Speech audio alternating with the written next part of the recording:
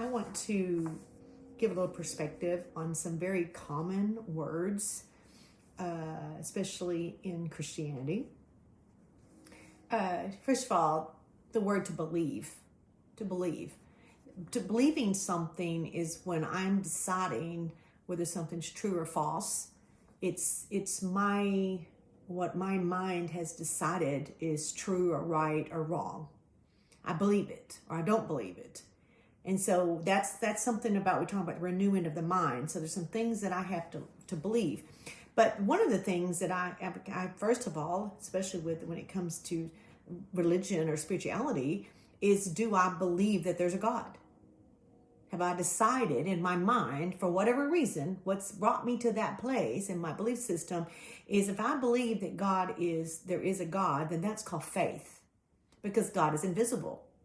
Faith is a word that is connected to things you cannot see. It's the evidence of things not seen. It said that we walk by faith and not sight. When you have sight, it's not faith. In fact, sight is the opposite of faith. Faith is not seeing it. You cannot experience it in the five senses. It's in the invisible realm. It's in the eternal realm or the spirit realm. So that's where faith is in. I cannot see him, but I believe he's there. And so when I have faith he's there, I got to go back to that believing, because if I believe he's there, then I need to have some thoughts about what I believe about him. And I believe that's where we come into, what do I believe about his character?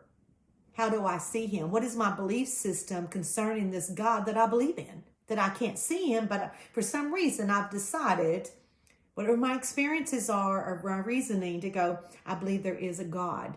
Now, there's a lot of people who believe God, but they don't know anything else. They'll tell you, I believe there's a God, but I don't know anything else. I don't know the difference in Jesus or Muhammad, there's so many religions, but I do believe in a God or this power, this higher power, they may call it. And so, but what I believe about this power that's higher than me, this invisible force, is very important. Because out of the word, that believing in faith, comes another word I put down here. Faith is believing that something is there and it's now. It's now, even when I can't see it, it exists. Faith is the foundation that brings other words into the picture. Words like trust. Okay, trust. What I believe about him is whether I can trust him.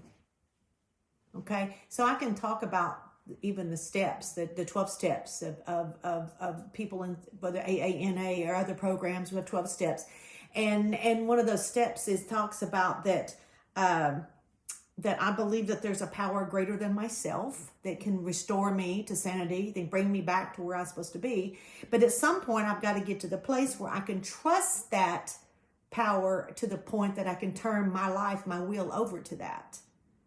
Now, that's the hardest thing. And that's the thing that we struggle with the rest of our life. And he talks about trusting in the Lord with all your heart. Proverbs 3, 5, and 6. Trust the Lord. Trusting. I can't trust something that I believe is bad, or I believe is angry, or I'm not really sure if he loves me. One day he loves me not. He loves me not. How many of y'all had that experience? That Daisy experience. One day I'm doing good, he loves me. Next day I'm not really sure about that.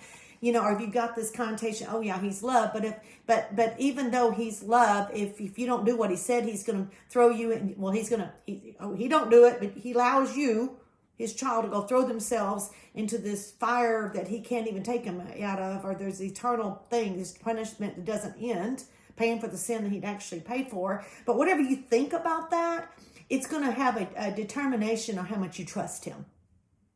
Can I trust him? See, I trust him because I believe he loves me.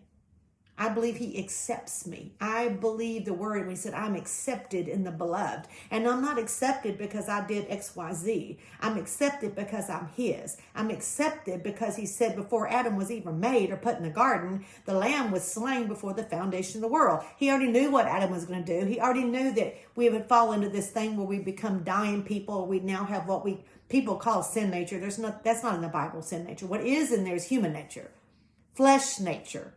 That's what is there. That nature of me, that's that same flesh that the animals were made out of the same dust. Those animals that have desires and that to avoid pain, experience pleasure, to exist and live. Those basic human things that lead us and to do selfish and self-survival things and become very selfish. If I'm not operating on my spirit man, I'm just operating on my flesh.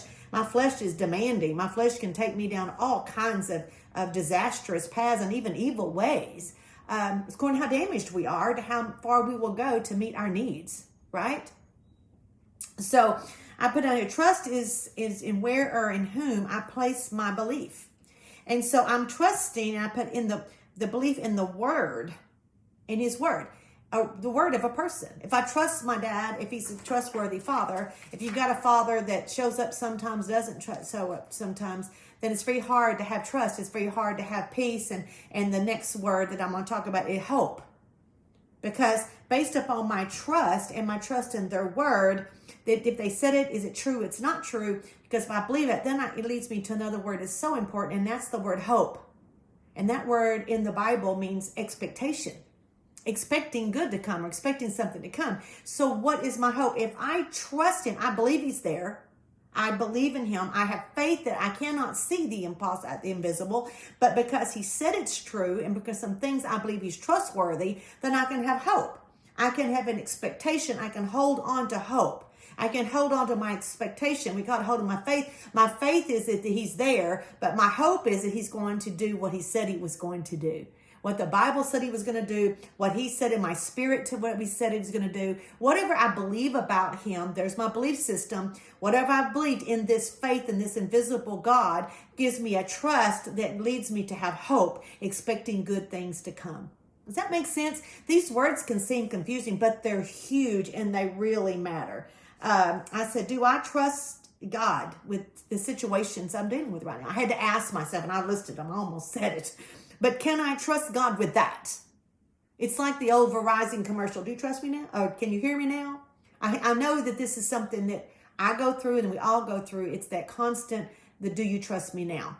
As you continue to walk the journey and the further you go in your faith, that you believe in this invisible God, that there is angels, there's not angels, whatever you believe about him, if you believe he's a good God, he's a merciful God, you believe he's never going to leave you nor forsake you, or if you believe he's disappointed, and if I don't check all the boxes and I don't do it, then I'm not really a believer. I'll show you my faith by my works. Well, he said my faith and what I believe in.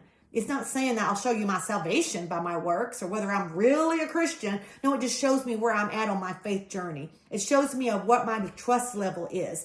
And am I going to go out there and start doing the works? It talks about seeing somebody that's in need. Do you just walk by and go, well, be warm and filled? Or do I actually pick them up, give them a coat, take them, feed them? And so you can see where my faith is. Do I really believe in the unseen? Do I really trust him? What do I believe about him? Do I believe that I have purpose and I'm supposed to help people? Do I believe in that to the point that I can actually have enough trust that brings me into hope, knowing good things are to come? And in that hope, then I can walk. And he said, but if not, hope deferred makes the heart sick. If I don't see what I'm hoping for, at some point I can get real disheartened. My heart gets sick, I get disheartened. But he said, when it comes to pass, it brings health. It brings me to a place. And so if you're in a place today that you're just holding on, you have faith, you believe in the invisible, but you trust invisible God because you believe that he's a good God. You believe his word is true and yea and amen. Then you can have hope today that the things you've not seen yet, they're coming. Hope is about the future. When you get it, you don't hope for it anymore, he said. And if I can see it, I don't need faith anymore. I see it. There it is. There it is. I don't need faith. Faith is in the hope. A believing, trusting in the invisible so that I can have hope, expectation that he's doing something bigger than myself today, and I can hold on and do whatever it is I'm supposed to be doing in the kingdom. Hope those things make sense and help you a little bit, because I was awake in the night and actually made these notes in the night for myself. My trust is based upon what I believe about the character of God. I see him as merciful and loving. That is, as AA talks about the God of your understanding, that's the God of my understanding. I didn't have that understanding for a long time. I really saw him as punitive. I saw him as disappointed with me most of the time. And I know this much, even if he don't accept my behavior now, I know he accepts me.